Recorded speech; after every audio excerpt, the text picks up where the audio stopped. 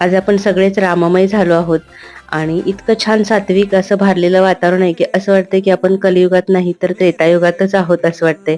आणि प्रभू श्रीरामांची मूर्ती बघितल्यावर तर मनाला जे समाधान मिळालं ना, ते तर अगदी शब्दात व्यक्त करणं सुद्धा अशक्य आहे. आणि सगळ्यांनीच आज दिवाळी साजरी केलेली आहे. तर मी सुद्धा संध्याकाळी दिवे वगैरे लावले आणि श्रीराम या नावातच एवढी ताकद आहे की नुसत्या नामजपानेच आपल्याला शांती मिळते, आपल्याला सामर्थ्य प्राप्त होतं. श्रीरामचंद्र चरणौ मनसा स्मरामि, श्रीरामचंद्र चरणौ वचसा गृणामि, श्रीरामचंद्र चरणौ शिरसा नमामि, श्रीरामचंद्र चरणौ शरणं प्रपद्ये. तर असे हे रामरक्षा कवच हे आपलं नेहमी संरक्षण करतं आणि ते रोज म्हटलं तर आपल्या घरामध्ये एक पॉझिटिव्ह वातावरण तयार होतं. आणि देव्हाऱ्याच्या समोर भगव्या रंगाने रांगोळी काढून मी त्याच्यावरती जय श्रीराम लिहिलं आणि तिथं समोरच मी माझ्याकडे वॅक्सचे दिवे होते त्याने राम असं लिहिलेलं. तर इतकं सुंदर सगळं वाटत होतं ना. व्हिडिओ आवडला तर प्लीज लाईक, शेअर, सबस्क्राईब करा.